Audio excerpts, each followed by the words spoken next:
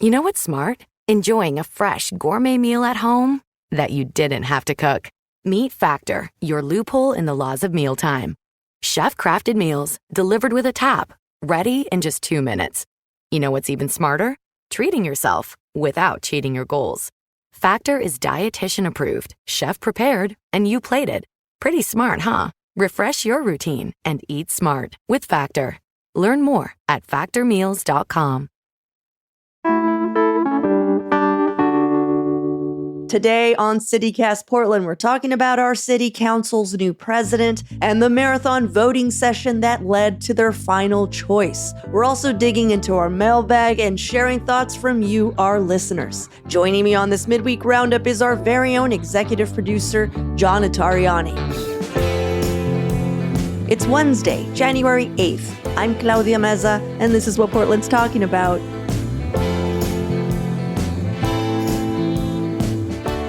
Welcome, everyone, to our midweek microdose of news. John, thanks for joining me this morning. Hey, Claudia. New year, new news. Same us. Same us. Womp womp.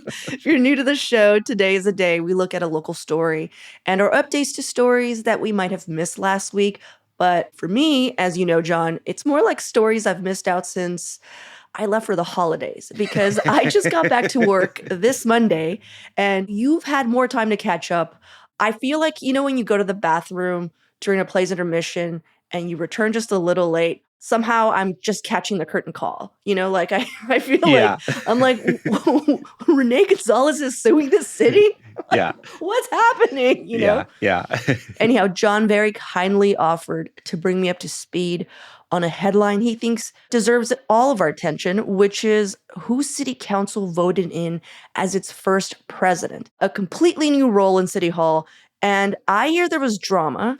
So very, very intrigued. What happened? Yeah, you know, with that metaphor, there's some movies you can miss the first 20 minutes of, and like it's just sort of setting the stage. Not this time. The year got off to a bang with the first city council meeting of the year, which happened last Thursday. It was the first meeting of this giant new 12-person city council that is now going to be a central part of leadership in Portland, and it was a lot. Leaning on reporting from the brain trust of political reporters in Portland, Alex Zielinski at OPB, Shane Dixon Kavanaugh at the Oregonian, and Sophie Peel at Willamette Week. Ooh, the trifecta. The Holy Trinity, can I say that? Yeah, the Holy Trinity of local reporting. Yeah. Well, can you explain just like what this new role is, like what it means? Yeah. You know? So we've never had a city council president before. I guess I should back up and say the city council itself is different. Like in the past, it's been kind of a managerial body, has been in charge of overseeing city bureaus.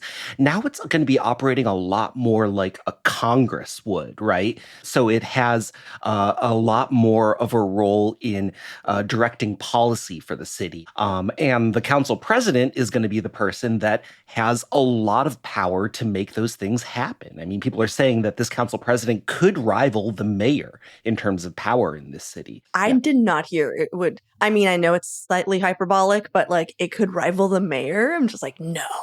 Yeah, because it is going to be like the city council president is able to direct a bunch of the major policy initiatives that are happening in the city. You know, essentially the mayor was the de facto president of city council in the past. That's changed. Yeah. The mayor is only able to cast tie-breaking votes. I did see that the council president was going to be responsible for setting meeting agendas, meaning that essentially they could decide what we focus on first. Yeah. You know, like they set all the priorities of whatever the counselors are bringing them. And what I didn't also realize is that the role is still being defined. Yeah, totally. And, you know, not to get too far into the weeds, but like ahead of this vote for the council president, there were votes on exactly the role that this person is going to play in terms of city government. There's sort of a back and forth conversation about whether we want a council president with a huge amount of power or whether we want that power to be distributed sort of more widely across the city council. Some of those decisions were made this past week. Some of those are still coming up. Imagine like putting your name out for a job that you're like, we don't know, I would never do that. Yeah. I would just be like, no. Tell me what the role is and I'll tell you if I want to run for it. Yeah. So these are very hopeful and optimistic people. Yeah. So the new president is Elena Purtle-Guiney, counselor from District 2, someone who has spent a long time doing policy work, also been a communications director for the AFL-CIO. But it took a long time to get there. So let me sort of like walk you through how this all went down. Initially, in the first round of voting, her name wasn't really even in the mix, right? Like votes were split between Candace Avalos, who's one of the more progressive voices on the council, and Olivia Clark, who is more moderate. And those votes were deadlocked, right? 6 for Avalos, 6 for Clark. I feel like it makes sense that it would be those two. Well, yeah, I mean, we sort of have these two factions on the city council of like very progressive-minded leaders and people who are, at least in terms of Portland politics, more centrist. So half of them went for the more progressive leader, half of them went for the more moderate, business-friendly leader. And that was sort of deadlocked for several rounds of voting until Purtle-Guiney's name was put up as an alternative. But that wasn't the end of it. There was still like rounds and rounds and rounds of voting. It was deadlocked for a long time. There was counselors like sneaking into offices and ducking into small groups to negotiate. Claudia, do you know the movie Conclave that's sort of in the like Academy Awards running right now? The Pope movie? The Pope movie, yeah. This was basically the plot of Conclave, of like all of these different popes, aka city councilors, like meeting in small groups and trying to find a way to negotiate who was going to be the leader. Everyone's first choice didn't get it. And we ended up with Purtle-Guiney, who is viewed as a very skilled political operator, but also kind of a compromise candidate.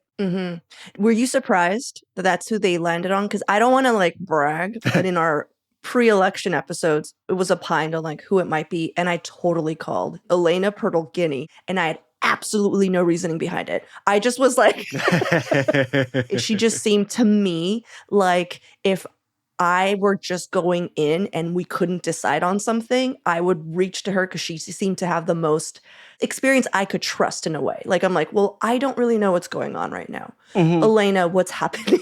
Yeah, You know? Elena, please help. No, I wouldn't say that this is like a crazy out of left field pick. You know, and her as, at least in the spectrum of Portland politics, a sort of centrist, somebody who's able to sort of speak to like both sides, both coalitions.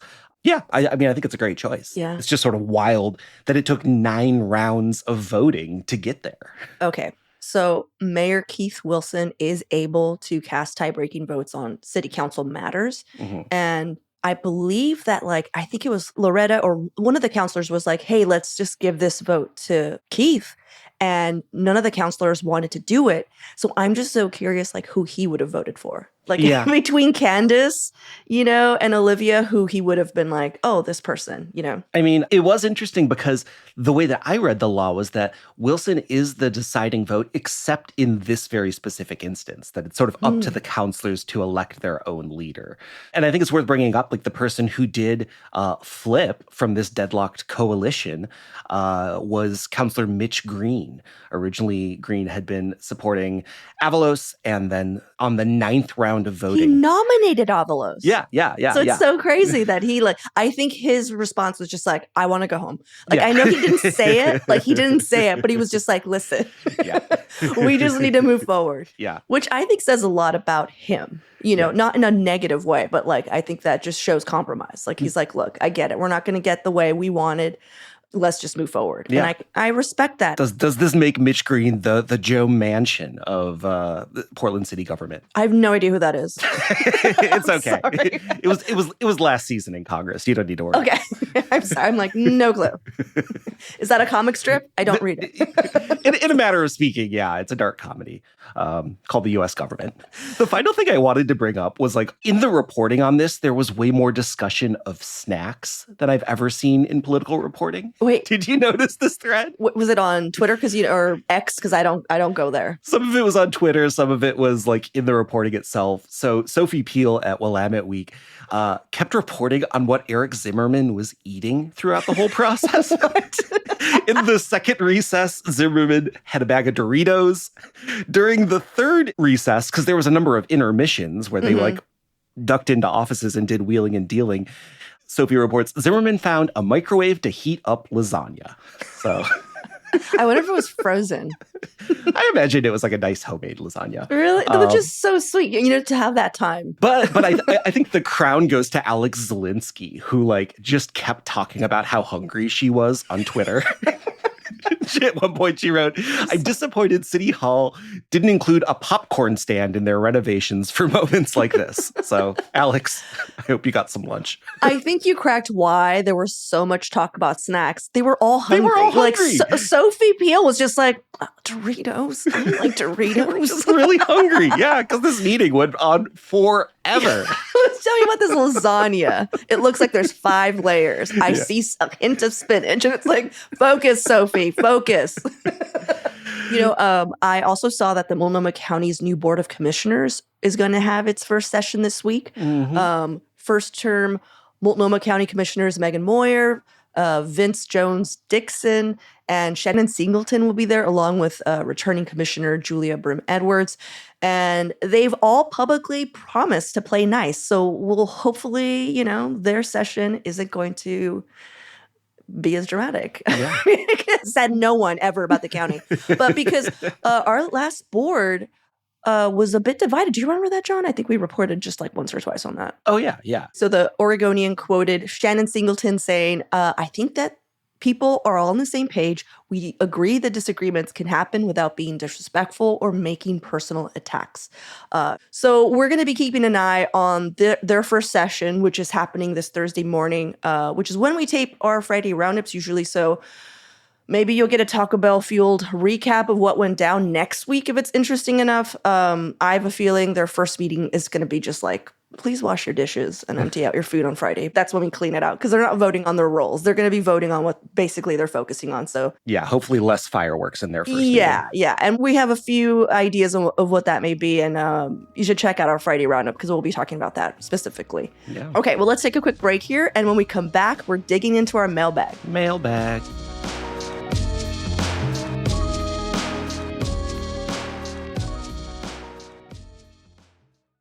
With new McValue at McDonald's, you always get more than you expect every day.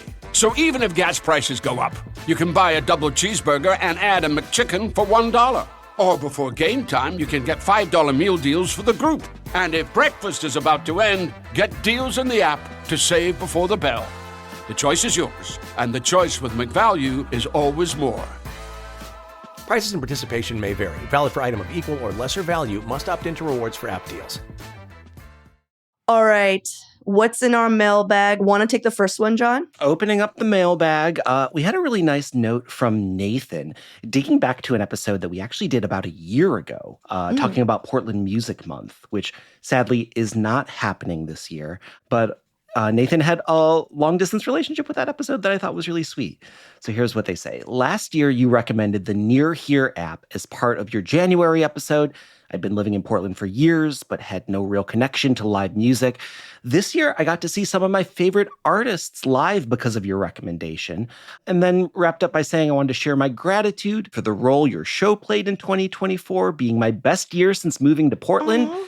And also, bonus tip, we talked about hot dogs a lot on a recent show. Yeah, that was Julia's fault. Thank you, Julia, for getting us on the hot dog tip. Nathan recommends Flower Bloom with a massive hot dog in a croissant bun that's actually pretty good. So maybe Julia can run there.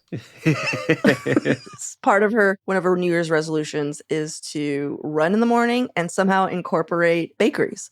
Which is how she thinks she's going to survive that run, which, God bless her. I think it sounds brilliant. She's going to get a tummy ache. I'm calling it. She's getting a tummy ache. Okay, so our second note is from Susan.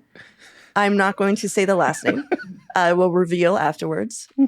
Hi, after listening to your news roundup last Friday, I wonder why Portland hasn't started using this beet salt brine process, which sounds delicious, by the way, especially since Portland is so environmentally aware. Ann Arbor, Michigan uses it too.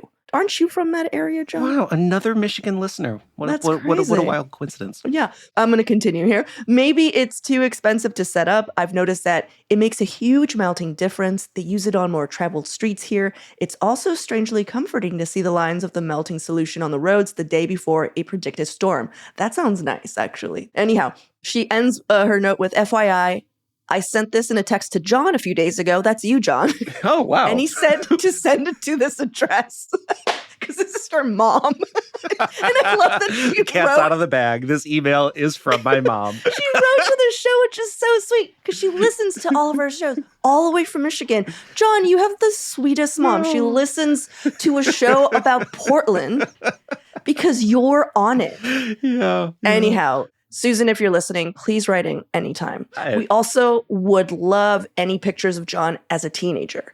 Just if you have them laying around. Oh, no. Just please, anything. Was he in band? I have a feeling he was in band. I actually wasn't. No. No, you weren't? No, not in high school.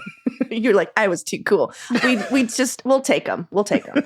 John, you want to do our last note? Yeah, thank you, Mom. I was actually talking with my mom last night about the cold snap that she's experiencing in Michigan right now. So hope you're hanging in there, Mom. I hope the beet salt brine solution on the streets is keeping things safe. Beet salt brine. I just feel like this is something Portland would go for. Because it's like we're pickling the streets. It's not bad. Yeah, that's why we can't put it on the streets. It's because we need it for cocktails. Okay, final email from Eric. More hot dog content with the best subject line we've gotten in a while. Quote, hot dogs, which is what I said in a show, prompts an episode idea, and it's not what you think. I'm pretty sure that's what Julia said. That was her transition to her thing was hot dogs, and we couldn't stop laughing. See, I thought that Julia said it very emphatically, and I said it more hesitantly. But you think that's... either way works. I love that you're like, this is a direct John quote. Anyways. So silly. Okay, go on, John. Eric is pitching a vegan episode and gave us a couple ideas. January happens to be, and I guess this is pronounced veganuary, a time when people often try out and are encouraged to do so by their vegan friends, which makes sense. Also, Salt and Straw has been going full vegan during this month for the last few years. And Eric notes that Portland was recently rated to have 6 of the country's best vegan restaurants. Ooh. So yeah, pushing for more vegan content on CityCast Portland. They go on to suggest some guests. And I love this. They close with a meat and cheese Midwest transplant gone vegan for 7 years who loves eating and drinking around town just as much as y'all. So I don't believe you, Eric. I think you can't beat us. But I totally agree. I feel like we do have one of the best vegan scenes. So it would be so cool to hear about, especially these 6, best rated vegan restaurants in the country. Like, yeah, I want to hear about them. I want to go. Yeah. So yeah, I mean, I guess if people are out there and if you want more vegan content, hit us up. Let us know in the inbox, portland@citycast.fm, or just bug us on Instagram at PDX. And if the people want to hear it, we'll do an episode on veganism. We did do one on veganism, Claudia, but it was forever ago. It was back in March of 2023. Yeah, it was we had a comedian on talk about vegan food. Yeah, I remember that. Also, Eric, who wrote in, who was the person who said hot dogs? Was it John or was it Julia? Was it Julia? The world needs to know to settle this once and for all. Well, thank you so much again for writing in. It's one of our favorite things to do is to read your notes, and we love pitches, so keep them coming. John, thank you for taking the time to walk me through what I've missed. I know there's a lot more. Much more to come. Welcome back. Yay.